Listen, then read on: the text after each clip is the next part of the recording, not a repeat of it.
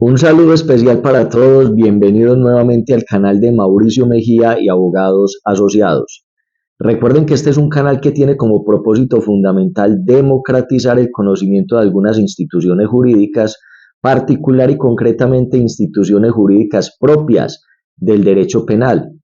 Es un canal que se le recomienda al público en general, cualquier persona que tenga afinidad con este tipo de temáticas, pues puede encontrar en este canal un insumo importante para entender la forma correcta en la que funcionan estas instituciones jurídicas al interior de nuestra sociedad.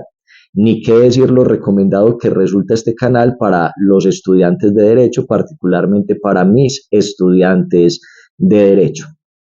Este es un esfuerzo académico y como es un esfuerzo académico, debo insistir en la idea de que es importante que ustedes frecuentemente lo estimulen. Y la mejor forma de estimularlo es la más sencilla de todas. Simplemente ustedes se suscriben a este canal haciendo clic en el botoncito que aparece en la parte baja de la pantalla y que hace alusión a suscripción. De esa manera podrán visualizar nuestro contenido sin ningún tipo de dificultad.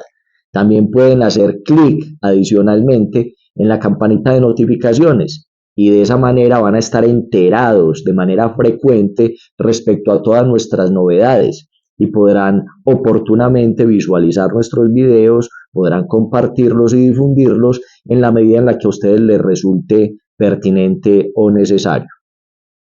Nosotros ya veníamos avanzando significativamente en varios temas sobre derecho penal y particularmente estábamos abordando la temática de un curso de derecho procesal penal. Habíamos avanzado significativamente porque ya habíamos agotado 7 charlas. La última charla, es decir, la charla número 7, tenía que ver con la noticia criminal y la etapa de indagación. Si alguna duda quedó sobre el particular, pues pueden parar este videíto, devolverse a la charla número 7, visualizarla, aclarar cualquier tipo de inquietud y volver a este video para seguir adelante en muy buenas condiciones para entender toda esta temática.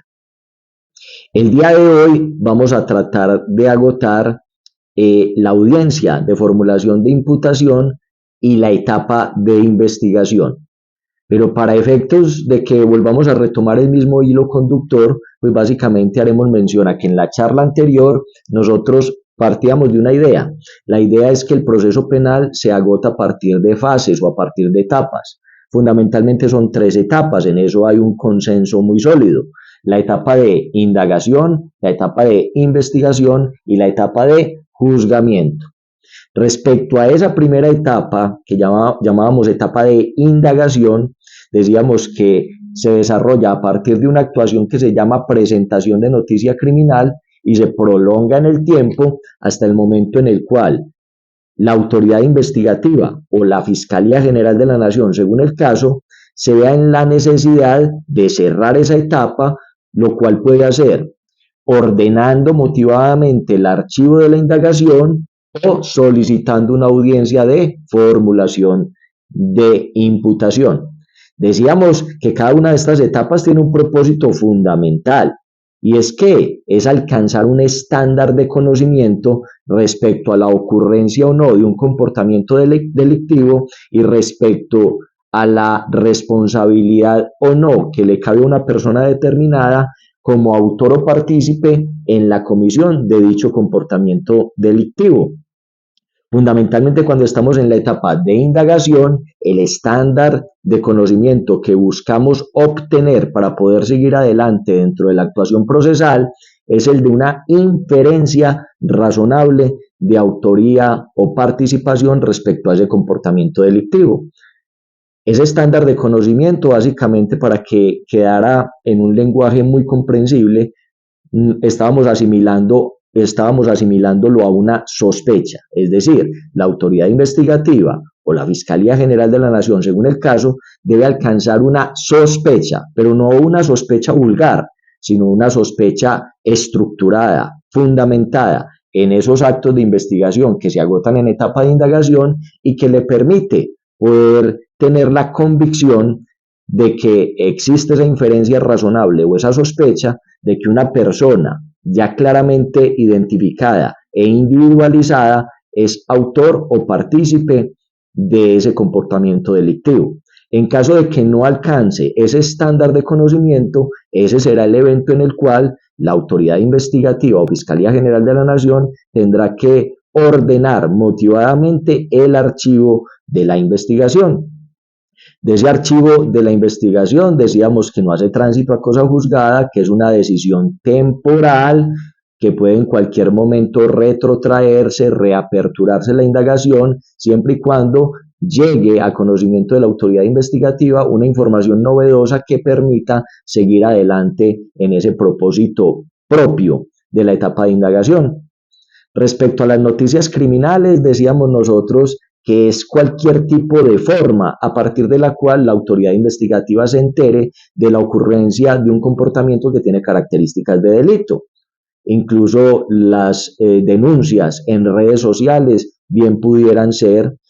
formas de noticia criminal. Sin embargo, nosotros técnicamente tratamos de hablar de algunas que son muy frecuentes en nuestra realidad. Hablamos de el informe de policía, hablamos de la denuncia, hablamos de la querella, hablamos de la petición especial y hablamos de la compulsa de copias. Cuando estábamos hablando de ello, hacíamos una diferenciación importante entre dos gamas importantes o trascendentes de delito: delitos investigables de oficio y delitos investigables a partir de querella. ¿Por qué abordamos esa temática? Porque era importante entender en qué consisten unos y en qué consisten otros para poder predicar cuándo una determinada forma de noticia criminal va a tener la solidez, el vigor necesario para propiciar la apertura de una etapa de indagación y cuándo no, porque esa noticia criminal está reservada a una querella que solo podrá interponer el titular del bien jurídicamente afectado con la comisión de la conducta delictiva y por un tiempo determinado o preestablecido. No vamos a repetir toda esa información, pero la idea es que si alguna duda existe, reitero, se devuelvan a observar nuevamente ese video. Nosotros en el día de hoy entonces vamos a tratar de abordar la etapa de investigación claramente a partir de la audiencia de formulación de imputación. Para ello entonces tendremos que presuponer que esa etapa de indagación terminó cumpliendo los objetivos establecidos para esa etapa. Es decir, se logró establecer que aquello que fue puesto en conocimiento de la autoridad investigativa efectivamente sí ocurrió en el mundo fenomenológico. Que habiendo ocurrido en el mundo fenomenológico, efectivamente sí tiene características de delito. Que teniendo características de delito, sí fue posible identificar o individualizar a una persona como presunto o posible autor o partícipe de esa conducta delictiva. Que adicionalmente y por lo menos de forma preliminar se logró establecer que no saltaba de bulto a la vista una causal de ausencia de responsabilidad y que impidiera seguir adelante con la actuación. Y finalmente, que o se surtieron los requisitos de procedibilidad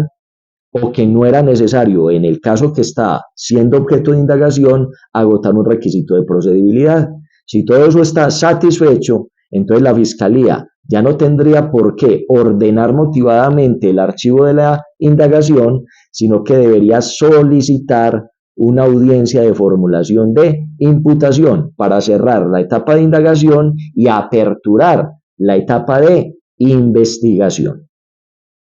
No hablamos más sobre la etapa de indagación porque lo que restaría por hablar es simplemente de cuáles son los actos de investigación que en desarrollo de ese programa metodológico investigativo agota la Fiscalía General de la Nación, y habíamos dicho que esos son temas que no es que los vayamos a evitar, sino que los vamos a abordar de una mejor manera en charlas futuras cuando vayamos a agotar la temática propia de un curso de pruebas penales.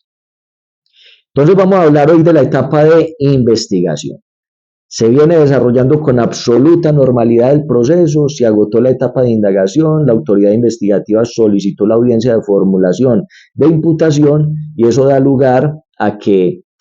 por secretaría se disponga lo necesario para que se le asigne a esa solicitud un juez de control de garantías y según la agenda del despacho y el turno asignado, pues programe efectivamente la realización de dicha audiencia.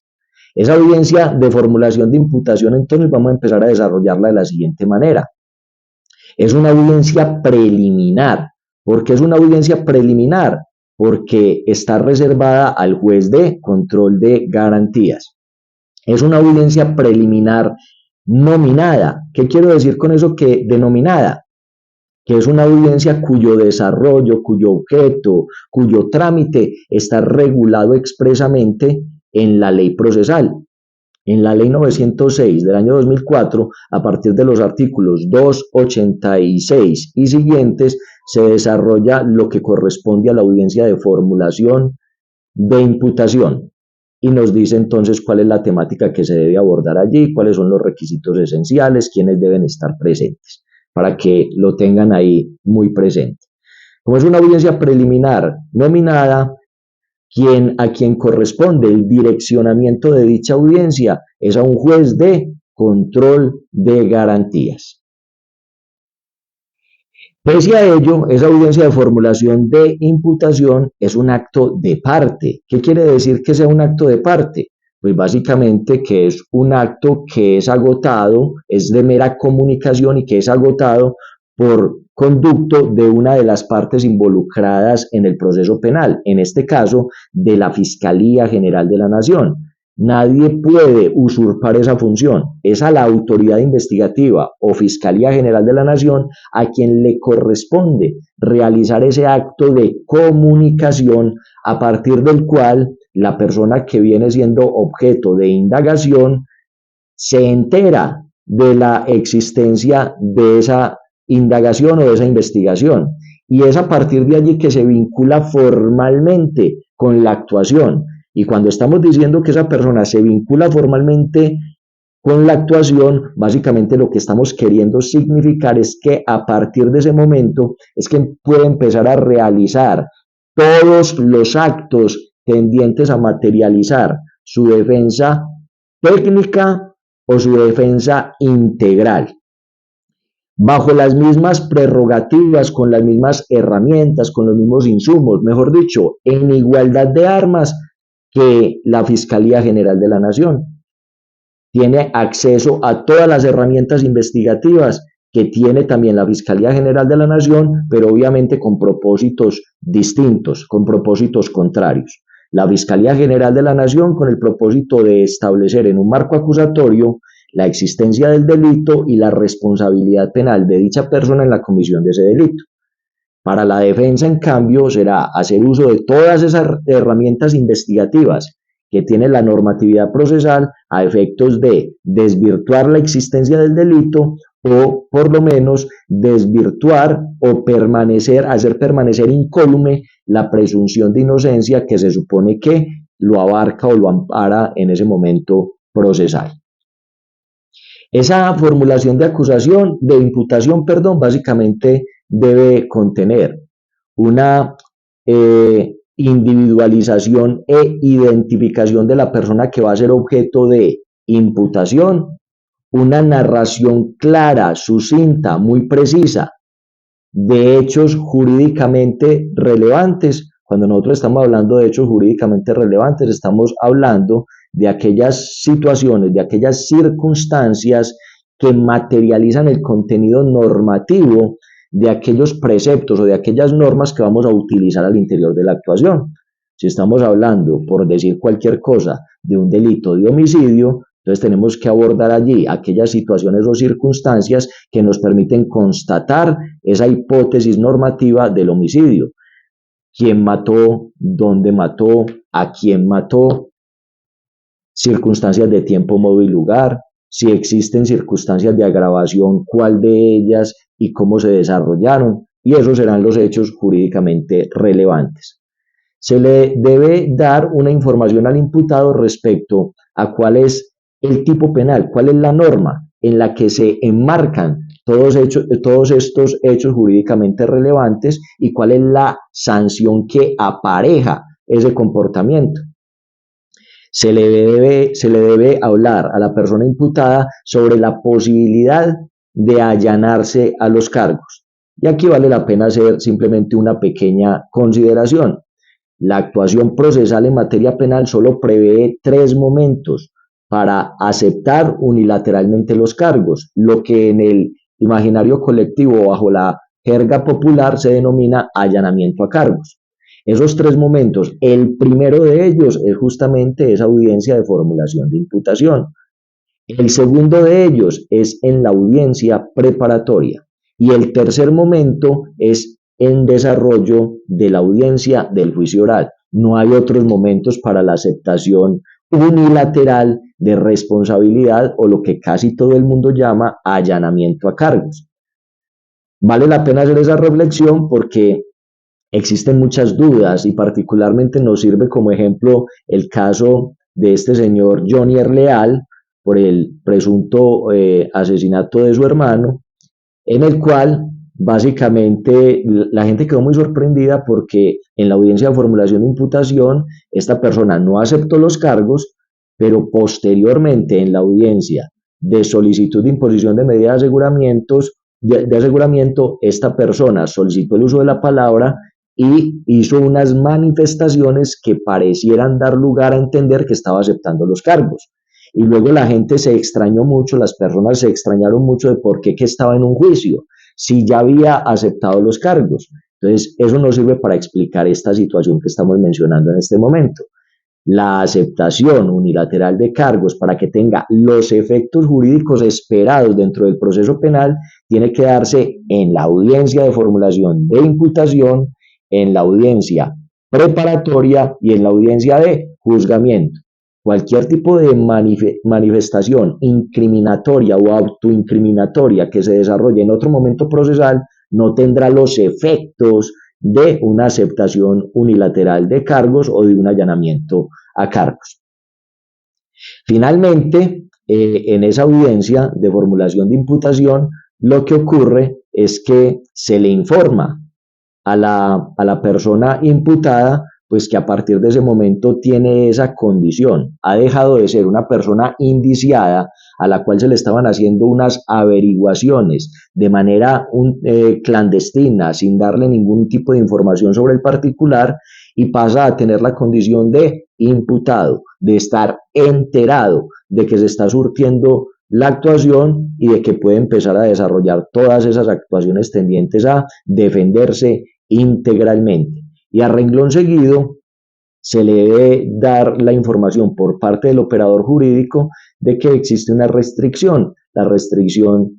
de que pueda enajenar bienes sujetos a registro por un periodo de 6 meses por expreso mandato legal. El juez tiene que hacer esa anotación, pese a que la norma lo indica de esa manera y que pareciera ser que es un mandato legal. El juez debe informar esa situación porque si no la informa, pues mal podría tener efectos jurídicos dicha norma. Lo que sí es cierto es que transcurrido el plazo de los 6 meses, no tiene que pasar que volvamos a donde el juez de control de garantías para que levante esa restricción, porque claramente la norma lo que indica es un periodo determinado, definido, en el cual tiene vigencia, 6 meses. Finalizados esos 6 meses, pues esa restricción pierde vigencia y la persona puede enajenar libremente cualquier tipo de bien sujeto a registro, salvo que se le haya impuesto otro tipo de medida cautelar sobre los mismos.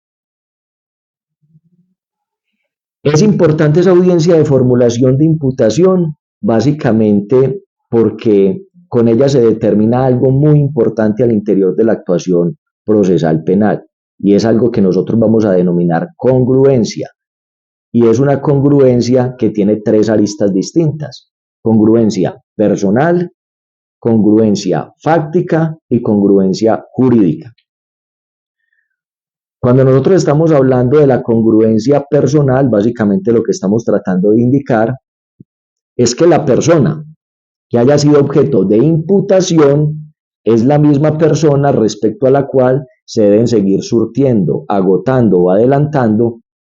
todas las demás actuaciones procesales. Esa congruencia personal es inalterable, inmodificable. Si se realiza una audiencia de formulación de imputación contra un ciudadano llamado Armando Casas, es contra este ciudadano Armando Casas que se debe desarrollar todo el proceso penal hasta su culminación. Si en algún momento y producto de esta dinámica progresista que tiene el proceso penal,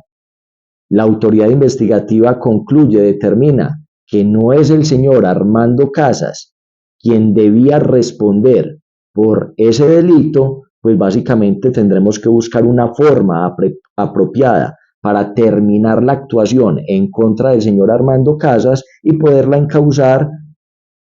contra o respecto a otro ciudadano. Esta forma sería la preclusión de la investigación, pero respecto a eso vamos a hablar más adelantico.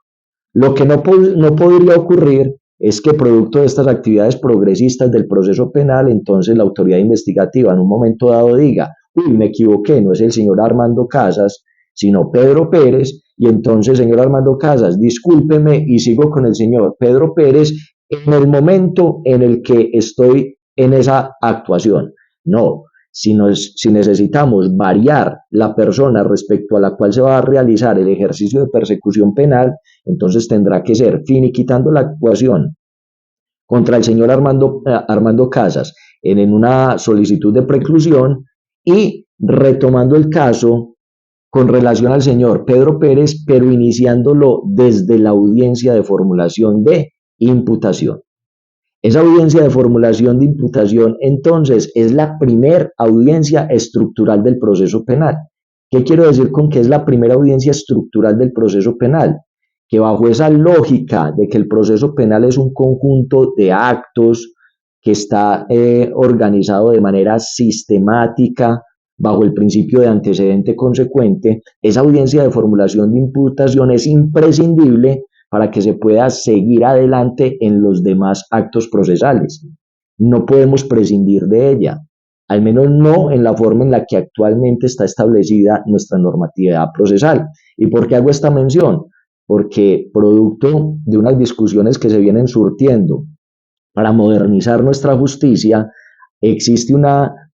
fuerte tendencia a eliminar la audiencia de formulación de imputación y más bien modificarla por un acto privado, es decir, que no se desarrolla en audiencia, en la cual la fiscalía le comunica a la defensa la imputación sin que se tenga que desarrollar en audiencia pública con el propósito de agilizar un poco la actuación. Pero al día de hoy, cuando estamos desarrollando esta charla, sigue incólume la audiencia de formulación de imputación como primer acto estructural de todo el proceso penal a partir del momento de la investigación. Inalterable esa audiencia de formulación de imputación. Esa congruencia personal, entonces, espero que quede absolutamente clara. No se puede alterar la persona respecto a la cual se imputó en un estadio posterior del proceso penal, salvo que queramos sacar a esa persona del proceso penal a través de un acto técnico que se llama solicitud de preclusión, esta quede aprobada y en ese orden de ideas ya la fiscalía puede vincular a otra persona, pero desde esta audiencia de formulación de imputación, que es un acto estructural e inalterable dentro del proceso penal para esa nueva persona. También hay una congruencia fáctica. Esa congruencia fáctica es inalterable a lo largo de todo el proceso penal, al igual que lo decíamos entonces de la congruencia personal, son inalterables. Esa congruencia fáctica básicamente hace alusión a que si a una persona determinada, es decir, en este caso al señor Armando Pérez,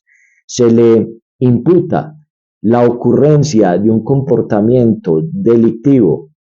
consistente en un homicidio ocurrido el 31 de diciembre del año 2023 a las 3 de la tarde en el Parque de Berrío de la ciudad de Medellín, ese componente fáctico es inalterable, no se puede modificar, por lo menos no en lo sustancial, no en lo esencial. Después no podrán decirle al señor Armando Pérez, producto de las actividades progresistas de la investigación, no podrán decirle al señor Armando Pérez, uy, qué pena, señor Armando Pérez, qué pena. No fue el 31 de diciembre, fue por allá el 1 de enero. No podrán decirle, señor Armando Pérez, qué pena, no fue en el parque de Berrío, sino en el parque Lleras de la ciudad de Medellín. No podrán decirle, ojo, no fue a las 3 de la tarde, sino a las 8 de la noche. No, porque eso modificaría sustancialmente todo el componente fáctico, y ese componente fáctico se supone que es inalterable, no se puede modificar, ni siquiera producto de esas labores progresistas de la investigación. Por eso es que la autoridad investigativa o la Fiscalía General de la Nación, en el momento en el que decide realizar una audiencia de formulación de imputación, es porque alcanzó ese grado de inferencia razonable, pero ese grado de inferencia razonable respecto a una situación que claramente se encuentra ya delimitada, establecida. Uno no puede llegar a una audiencia de formulación de imputación con vacíos, con componentes abstractos y gaseosos respecto a lo que es el componente fáctico, precisamente porque ello va a ser inalterable en desarrollo de la actuación procesal. Luego vamos con otra congruencia, que es la congruencia jurídica. En otras palabras, el rótulo normativo, el nomen juris, el nombre jurídico que le vamos a dar al comportamiento por el cual se va a seguir desarrollando toda la actuación procesal. Y sobre esta congruencia, que vamos a llamar congruencia jurídica, sí tenemos que destacar que es una congruencia muy frágil. Es una congruencia que bajo algunas particularidades, en algunas circunstancias, vamos a poder modificar en desarrollo del proceso penal. ¿Fruto de qué? Fruto justamente de esa dinámica progresista que se supone que se desarrolla a nivel investigativo dentro de la actuación procesal. ¿Qué quiero significar con esto? A ese señor Armando Pérez que estamos aquí mencionando a título de ejemplo, al cual le están presentando una situación fáctica que tiene que ver con un homicidio ocurrido el 31 de diciembre del año 2023 a las 3 de la tarde en el Parque de Berrío, le están dando un nomen juris que puede ser el de homicidio simple.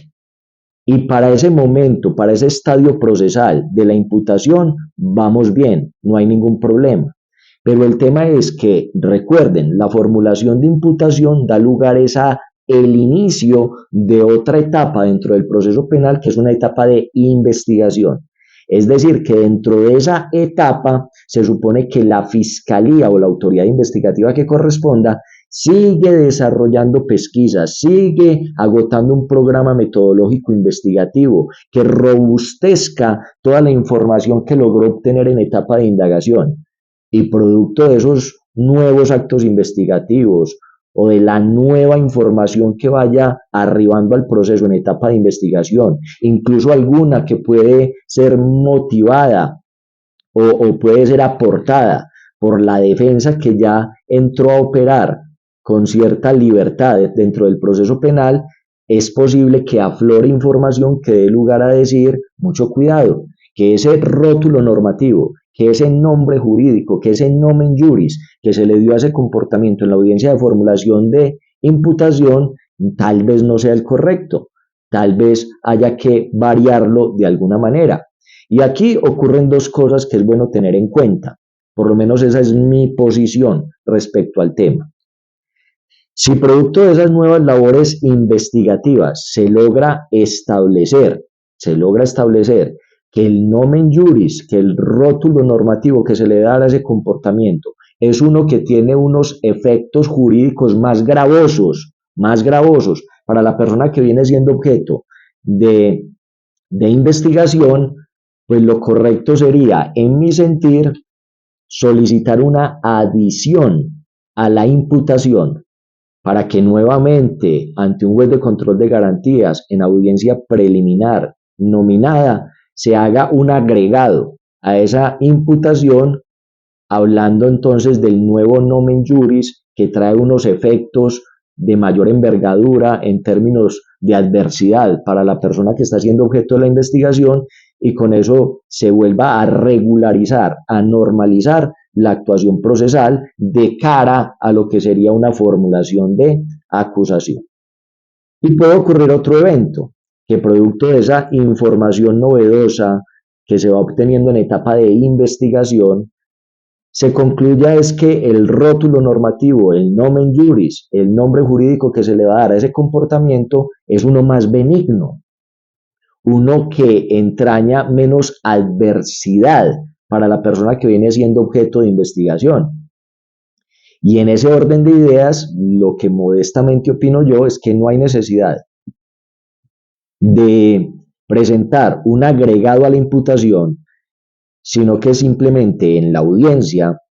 de formulación de acusación se exponen los planteamientos por los cuales unilateralmente la Fiscalía General de la Nación o la autoridad investigativa se ve en la necesidad, actuando con lealtad, con probidad en la actuación respecto a la persona investigada, de variar el nomen juris a efecto de que las consecuencias de ahí en adelante sean menos adversas para los intereses del investigado.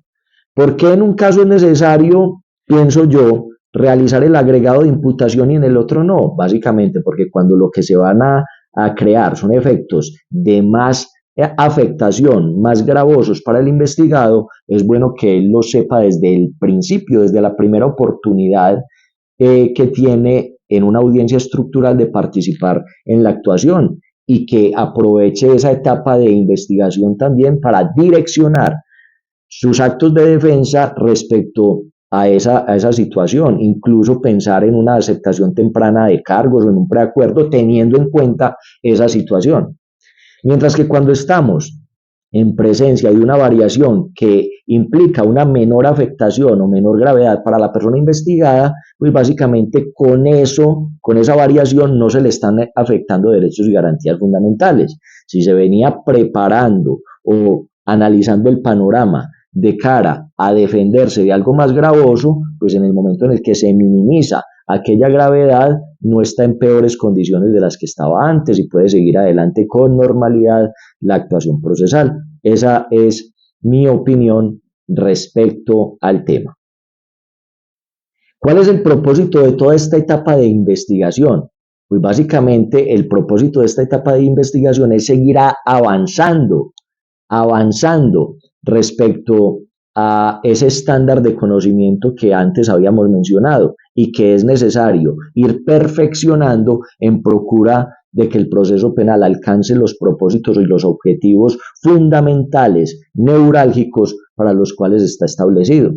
Entonces, en esta etapa de investigación, lo que se busca es alcanzar una probabilidad de verdad. Ya no es una inferencia razonable de autoría o de participación que nosotros estamos asemejando a una sospecha con fundamento y estructurada, estamos pasando eso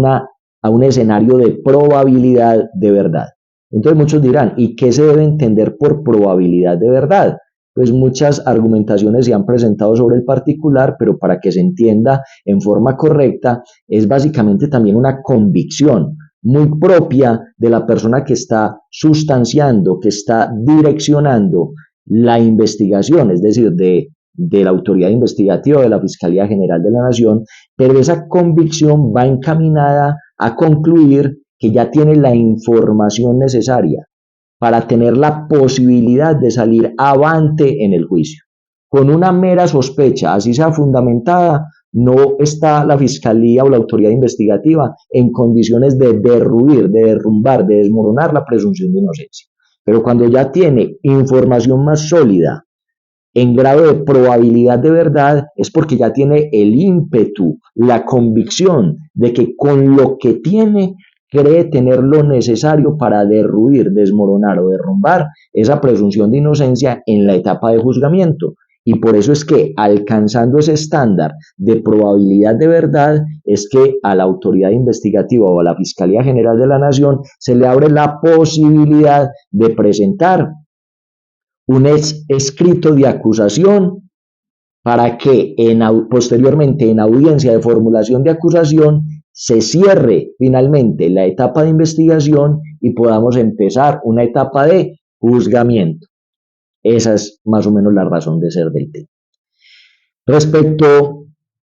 a este tema de formulación de imputación, tenemos que decir que es un acto que se debe desarrollar en presencia de la persona que viene siendo objeto de investigación. Ese es el deber ser,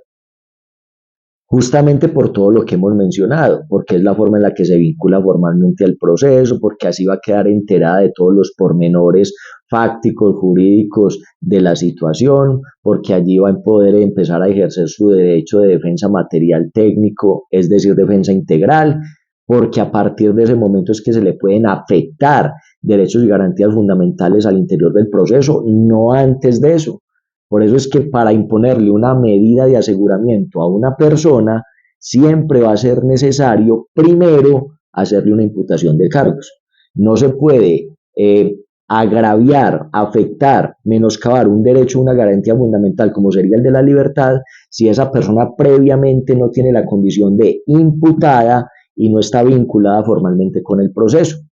para que eso también vaya quedando claro en el panorama. Y no solo es la medida de aseguramiento, cualquier otra afectación. Por eso decíamos ahorita, solo se le puede restringir la enajenación de bienes sujetos a registro a aquella persona que está previamente imputada. Solo se le puede suspender el poder dispositivo respecto a otros bienes a aquella persona que previamente está imputada, no antes. Si en algún momento encuentran una afectación a derechos y garantías fundamentales de alguien con ocasión de un proceso sin que esa persona haya sido correctamente imputada, ese acto es un acto irregular que debería ser objeto de algún tipo de revisión procesal. Pese a que la idea fundamental es que la persona esté presente en el momento de la formulación de imputación, entonces tendríamos que decir que la manera normal, el deber ser, sería que a la persona la notificaran, ¿cierto? De que X día, a tal hora, con tal despacho, se le va a adelantar una audiencia de formulación de imputación y que es importante que se presente. Sin embargo, nosotros no podemos pensar que ante un requerimiento de esta naturaleza, siempre y en todas las ocasiones la persona va a estar presta a cumplir con esos requerimientos. Es normal, resulta natural que tal vez en algunos escenarios y bajo algunas hipótesis delictivas sea factible suponer que la persona no va a comparecer a una formulación de imputación. En otras palabras, para que lo entendamos, si estamos hablando de un delito que no entraña una pena muy significativa, que resulta, qué sé yo, un delito de poco impacto, ¿sí? Como pudiera ser una injuria, una calumnia, unas lesiones personales, qué sé yo, un tema de abuso de confianza. Tal vez lo normal sería que la persona que es citada a una audiencia de formulación de imputación se presente o por lo menos envíe a un defensor a partir de con el cual se pueda seguir desarrollando la actuación, pero en todo caso que no entorpezca el desarrollo de la actuación. Sin embargo, hay otros eventos, se entiende, que son de mayor envergadura, de mayor gravedad, donde es posible suponer que la persona no va a acatar ese requerimiento. Piensen ustedes en un tema de narcotráfico, piensen ustedes en un tema de pertenencia a organizaciones criminales, un tema de homicidio agravado, feminicidio, cosas como esa, pues se puede suponer que si se requiere a la persona no va a comparecer a la actuación y que más bien incluso se va a ocultar de la actuación. En esos eventos, pues la normatividad procesal establece la posibilidad de que con elementos fundados que acrediten esas inferencias razonables que se necesitan en ese estadio procesal, pues a petición de la autoridad investigativa de la Fiscalía General de la Nación, un juez ordene la captura de esa persona con el propósito de que comparezca a una formulación de imputación. ¿Sí? Ojo, que esa medida es transitoria y solo tiene como propósito aprender a la persona para conducirla a la audiencia de formulación de imputación. Eso no es un contrasentido respecto a lo que estábamos mencionando antes, que solo se pueden afectar derechos y garantías fundamentales de la persona cuando es imputada, porque a esos eventos me refería es cuando se van a afectar de manera permanente o con por un periodo significativo de tiempo al interior de la actuación, mientras que esta captura es simplemente con el propósito de conducir a la persona a que sea imputada. Si este es el caso, entonces se expide la orden de captura y una vez que se materialice, harán comparecer a esa persona a unas audiencias preliminares, pero antes de hacerse la audiencia preliminar de imputación como primera audiencia estructural del proceso, infaltable en el proceso, se deberá agotar una audiencia preliminar de análisis de la legalidad de la captura también ante ese mismo juez de control de garantías. Hay veces cuando sabemos exactamente dónde está la persona que va a ser objeto de imputación, pues entonces se ordena la captura, pero adicionalmente también se ordena la realización de un procedimiento de allanamiento y registro, con el propósito fundamentalmente de llegar al lugar en donde está esa persona, en donde se supone que se va a afectar su expectativa razonable de intimidad, de privacidad,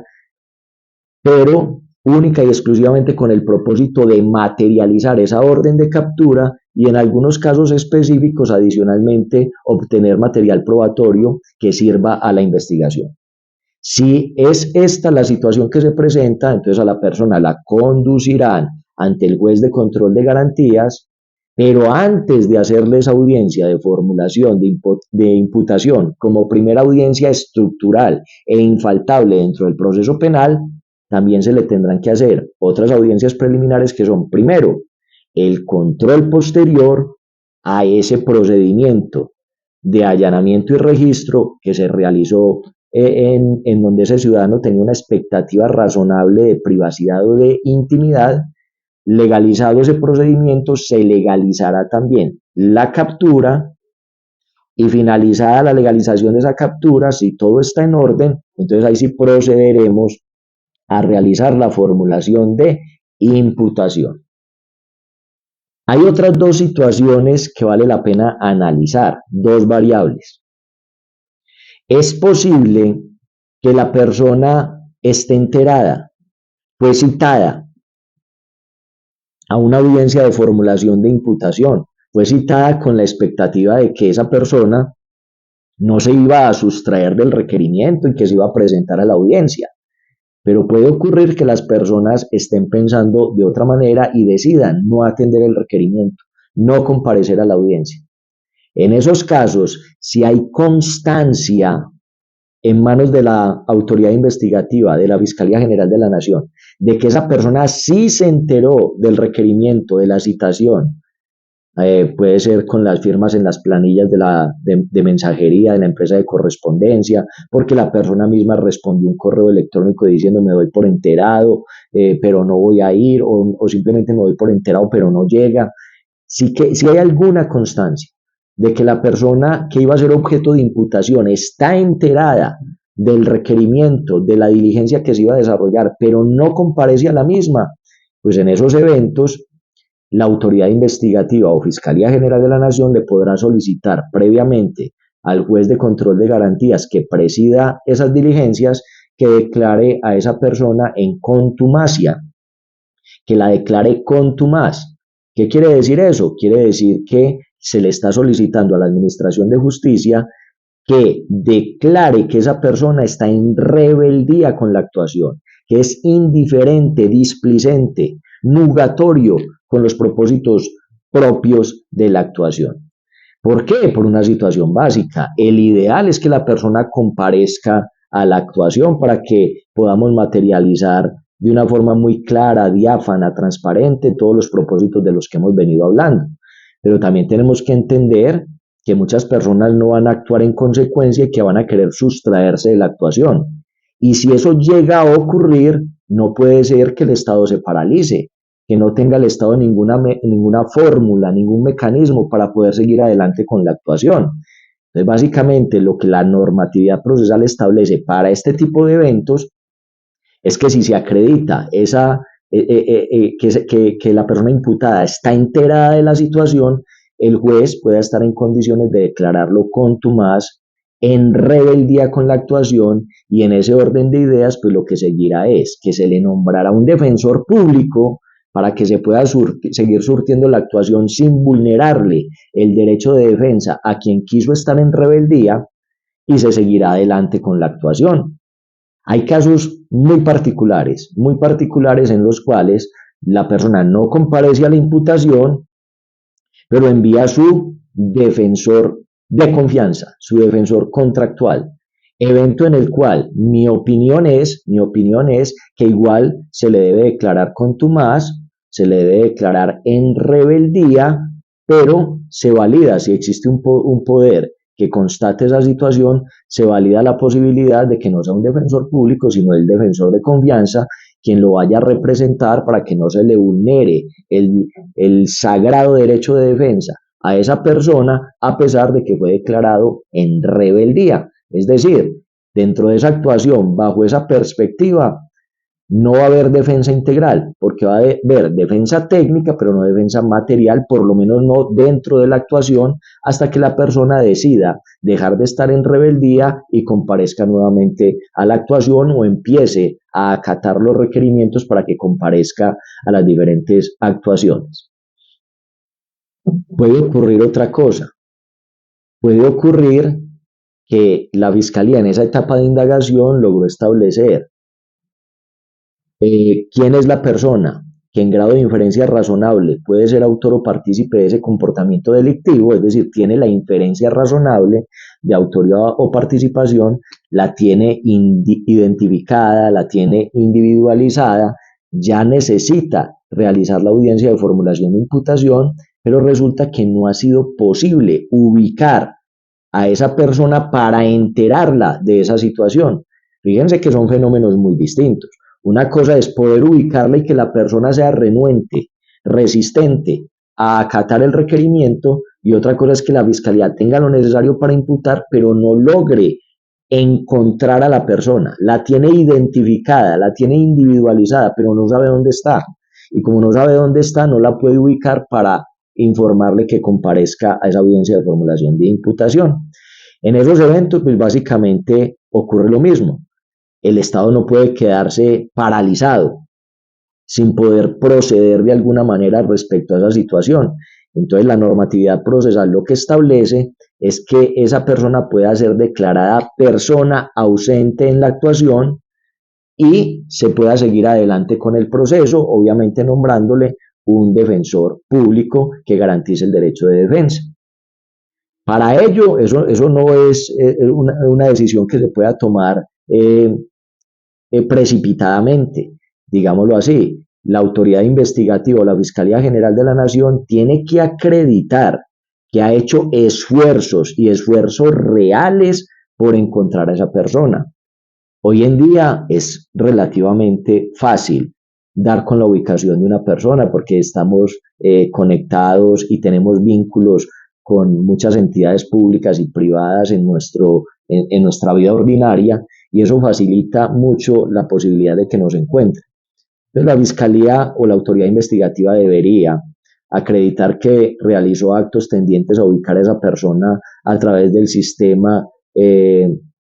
servicios públicos, de las empresas prestadoras de servicios públicos, de las empresas prestadoras de telefonía celular, del sistema de seguridad social en salud, de su vinculación con algún tipo de agremiación, si es que es una persona profesional de una profesión que tenga una agremiación conocida, qué sé yo, cualquier cosa que a ustedes se les pueda ocurrir, pero que se pueda acreditar que fue un esfuerzo real por tratar, y no uno, varios esfuerzos reales por tratar de ubicar a esa persona. Finalmente, si eso no ha sido posible, la Fiscalía debe solicitar una orden de captura. Es una orden de captura que va a ser relativamente difícil de materializar porque no sabemos dónde está la persona, pero que se pone en conocimiento de las autoridades de vigilancia de la Policía Nacional para que en cualquier momento y en cualquiera de estas pesquisas o requisas que hacen aleatoriamente por las diferentes ciudades, si esa persona es encontrada, pues que se materialice en esa orden de captura para que pueda presentarse a una audiencia de formulación de imputación. Incluso es muy frecuente que estas personas sean capturadas es en el momento en el que se presentan elecciones nacionales y comparecen al puesto de votación y ahí está el requerimiento, es que ustedes la estaban buscando con una orden de captura para materializar, para realizar mejor una audiencia de formulación de imputación y se podrá proceder de conformidad. Pero puede ocurrir que pasa un término de tiempo prudente con esa orden de captura vigente sin que se haya podido tampoco materializar esa captura con los fines de imputar esos cargos. Y en ese orden de ideas es cuando la autoridad investigativa pues entonces solicitará audiencia con el propósito de que el juez de control de garantías verifique, constate que se realizaron esos esfuerzos reales por ubicar a esa persona, pero que fue imposible, que el aparato investigativo y jurisdiccional no puede quedarse paralizado a la espera de que la persona sea encontrada y que va a ser necesario entonces que la declare persona ausente, que a renglón seguido se le asigne un defensor público para que le garantice el derecho de defensa y con ese defensor público se pueda realizar el acto de imputación y los subsiguientes actos procesales para desarrollar correctamente el proceso penal. Hay una situación que vale la pena tener presente y que es una diferencia ostensible entre la declaratoria de contumacia y la declaratoria de persona ausente. Cuando estamos en el ámbito de la declaratoria de persona ausente,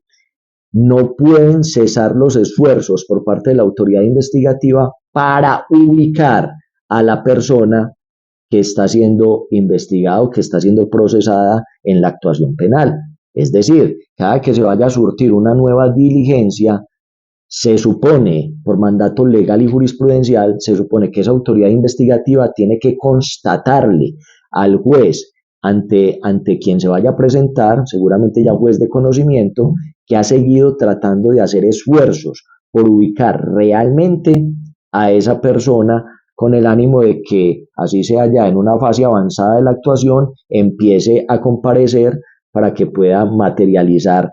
completamente todo su derecho de defensa, que ya no sea solo defensa técnica, sino también defensa material.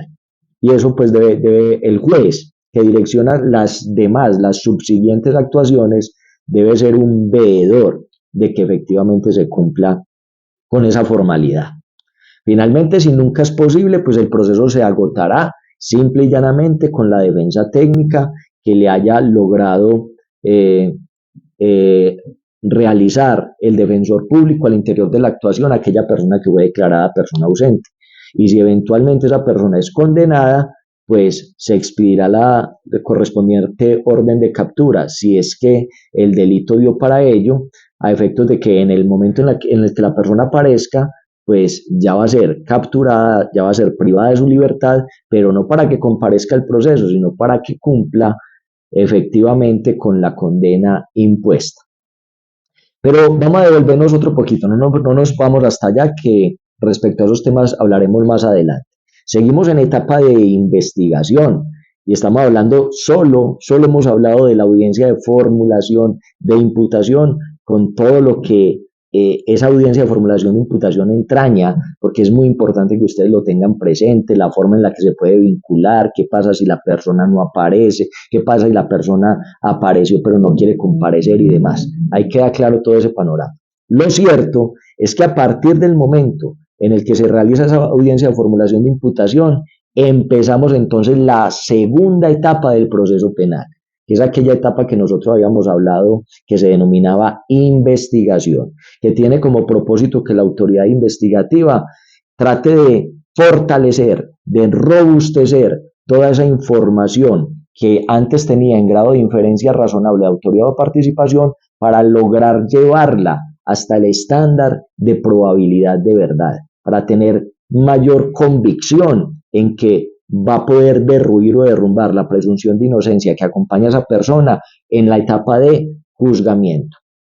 Allí entonces todavía estará vigente un programa metodológico investigativo para la autoridad investigativa, para la Fiscalía General de la Nación, que se seguirá desarrollando. El tema es que esta audiencia de formulación de imputación desencadena los términos procesales. Es decir, de ahí en adelante ya nos tenemos que, por lo menos ese es el deber ser, nos tenemos que regir, es por los términos que se establece en la normatividad procesal. Y básicamente esos términos lo que indican es que a partir de la realización de la audiencia de formulación de imputación y agotada esta, la Fiscalía solo tendrá 90 días por regla general, 90 días para presentar un escrito de acusación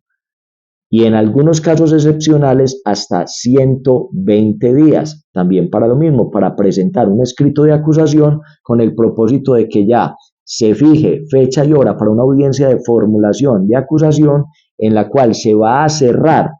esa etapa de investigación y pasaremos esa a la etapa de juzgamiento. Entonces, dentro de esos, bueno, digamos primero que la regla general son esos 90 días para cualquier tipo de delito que usted se imagine. La de los 120 días es para unos delitos distintos. ¿Cuándo? O para unos eventos distintos. ¿Cuándo? Cuando estamos en presencia de un concurso, de que la investigación versa sobre un concurso de conductas punibles. En ese sentido se entiende que hay más complejidad investigativa, no es lo mismo investigar un delito que investigar dos o más, y por ende se surge como sensata la idea de que ya no sean 90 días, sino 120 días los que tarde la autoridad investigativa en presentar ese escrito de acusación. ¿Sí? También hay otra hipótesis, cuando estemos hablando de que son 3 o más las personas investigadas, también resulta muy sensato. No es lo mismo estar investigando a una o dos personas que a 3. Seguramente habrá mayor complejidad en el recaudo de la información, en el recaudo de la prueba, y por eso se justifica que sean 120 días allí. Y hay otra variable, cuando estemos en presencia, cuando la investigación verse mejor sobre delitos que son de competencia de los jueces penales del circuito especializado. Recuerden que los delitos que son de competencia de los jueces penales del circuito especializado son los de más envergadura, los más refinados, los que entrañan una forma de criminalidad más estructurada, más organizada, los que son de delitos mucho más graves, y por eso se justifica que se le dé un plazo mayor a la autoridad investigativa para robustecer todo su panorama de información con miras a presentar un escrito de acusación. Dentro de esa etapa, pues, de investigación, mientras que se surte lo propio para presentar el escrito de acusación o no, que ahorita vamos a hablar en qué evento no, pues la defensa también puede ir realizando sus propias actividades investigativas de cara a la información que ya obtuvo en la audiencia de formulación de imputación. Esas actividades investigativas de la defensa son un poquito, no sé si se me permita el término, son un poquito especulativas porque tienen clara la información respecto a qué es lo que se está investigando, qué es lo que se le está enrostrando o endilgando, pero no conoce todavía, se supone, no conoce todavía cuál es el material probatorio de su contraparte, de la fiscalía o de la autoridad investigativa. Entonces todo se desarrolla en un plano un poquito especulativo, pero se puede ir avanzando sobre el particular. Lo cierto es, para ir poniéndole colofón al tema, es que finalizada esa etapa de investigación, que vuelvo y repito, según lo preceptúa el artículo 175 de la ley 906 de 2004, puede ser por regla general 90 días, pero en algunos casos específicos puede llegar a ser hasta 120 días y en algunos casos eso se puede prorrogar también por un periodo igual al inicial, pero no nos vamos a enredar hoy todavía con ese tema. Debe ocurrir una de dos cosas. Si la autoridad investigativa, es decir, Fiscalía General de la Nación, logró los propósitos propios de la etapa de investigación, es decir, logró robustecer la información para tener la convicción de que puede pasar de una simple inferencia razonable a un estándar de conocimiento de probabilidad de verdad que sea capaz de desmoronar la presunción de inocencia, pues en esos eventos estará claro que la autoridad investigativa presentará un escrito de acusación para que, sometido a reparto, se le asigne un despacho ya es de conocimiento, un juez de conocimiento, y ese juez de conocimiento, según la agenda del despacho, programe día, hora y lugar para la realización de la audiencia de formulación de acusación. Pero puede ocurrir otra situación, y es que se tenía una inferencia razonable de autoría o de participación, empezamos una etapa de investigación con el propósito de robustecer esa información y lamentablemente tal vez no se ha logrado robustecer. De pronto incluso producto de ese esquema progresista en etapa de investigación de la actuación procesal, se obtienen nuevas informaciones que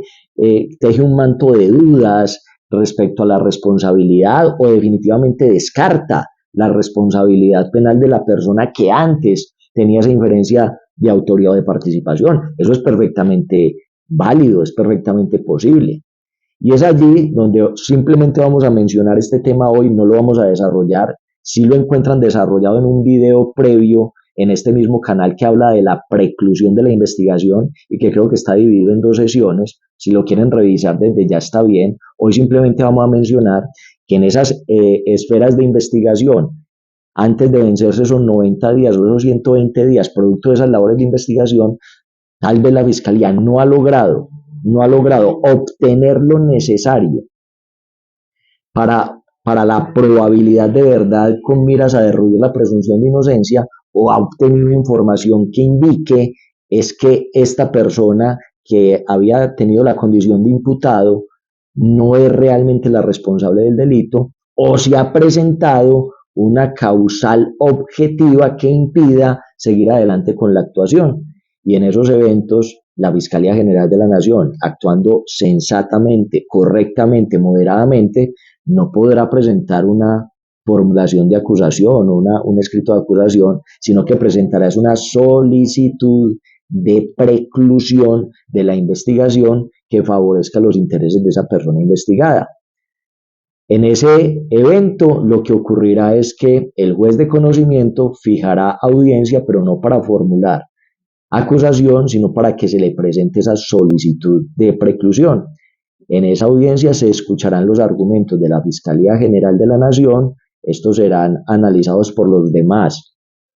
demás partes e intervinientes dentro de la actuación, incluyendo delegado del Ministerio Público, apoderado de víctimas, y finalmente el juez de conocimiento tomará una decisión respecto a si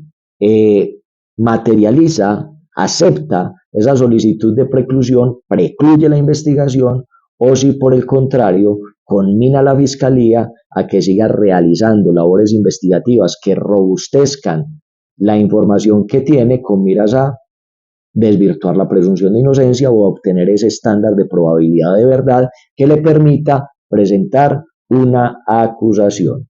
Esto es un cambio significativo respecto al esquema procesal de la Ley 600 del que hemos hablado en algunas oportunidades. En la Ley 600 del año 2000, básicamente la Fiscalía tenía la potestad de precluir unilateralmente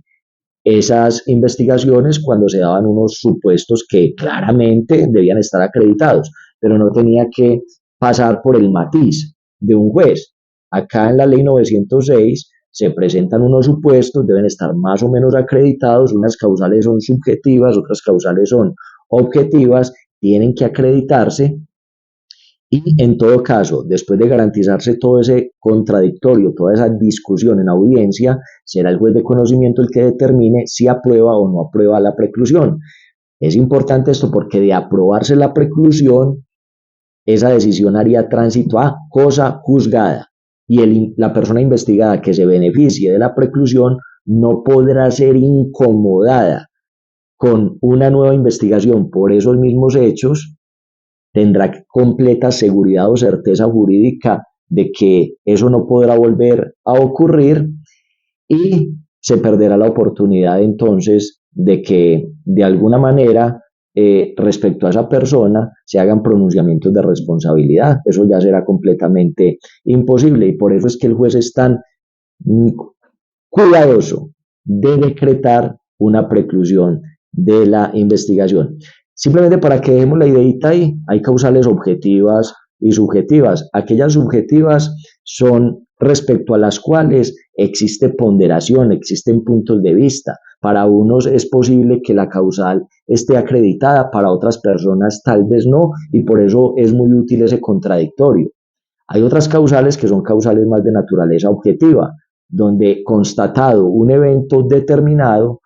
para todas las personas debería darse la misma conclusión y es que es imposible continuar con la actuación. Ejemplo, muerte de la persona investigada. Si el fenómeno muerte de la persona investigada está constatado en la etapa de investigación, pues esa es una causal objetiva porque cualquier persona medianamente sensata que analice esa situación verificada, eso sí, pues llegará a la misma conclusión. El proceso no puede seguir adelante, no tiene ningún futuro, no tiene ningún propósito. No es la única causal objetiva. Prescripción de la acción penal. Si se presenta la prescripción de la acción penal estando en etapa de investigación, pues también lo que debe ocurrir es una preclusión, que simplemente el paso del tiempo, la constatación del paso del tiempo necesario para la prescripción, da lugar a que cualquiera de los intervinientes concluya que es imposible seguir adelante con la actuación. Eso no está condicionado a una ponderación, a una valoración. Pero otros eventos sí, y esos serán los más problemáticos a la hora de que un juez de conocimiento se decante por acceder a la preclusión. Lo cierto es simplemente decir que en esos interregnos de tiempo entre la imputación y el momento en el que se deba resolver si se presenta escrito de acusación para seguir adelante con la actuación o si se presenta una solicitud de preclusión para poner fin prematuramente a la actuación, lo que se dan es unos actos de investigación en desarrollo de unos programas metodológicos de la autoridad investigativa o de la defensa sobre los cuales no vamos a hablar mucho. No porque estemos evadiendo el tema, sino porque, como ya se los he explicado, son temas propios, es de un curso denominado Pruebas Penales, que seguramente apenas finalicemos este ciclo, nosotros estaremos en condiciones de abordar. Y dicho todo lo anterior, entonces así se agota toda la etapa de investigación al interior del proceso penal. Vamos a suponer que para los efectos pedagógicos que nos estamos trazando, esta etapa de investigación logró el propósito. Se logró robustecer la información necesaria que ya se tenía a efectos de pasar de una inferencia razonable de autoría o de participación, que es una simple sospecha con fundamentos sí, pero una simple sospecha, a pasar a una probabilidad de verdad, que es una convicción muy robusta, muy estructurada en el investigador de que en la etapa de juicio va a lograr con lo que tiene derrumbar la presunción de inocencia. Y en ese orden de ideas, presentando ese escrito de acusación, estará en la expectativa de que el juez de conocimiento programe fecha, hora y lugar para la realización de la audiencia de formulación de acusación, con la cual quedará completamente cerrada la etapa de investigación e iniciaremos la etapa de juzgamiento, que seguramente en el próximo video trataremos de analizar en algunos de sus componentes, porque esa etapa de juzgamiento es un poquito más compleja y tal vez nos va a demandar 2 o 3 sesiones o charlas para agotarla en su integridad. Les agradezco mucho la participación, la compañía, seguir este canal. Nos vemos más adelante. Hasta luego.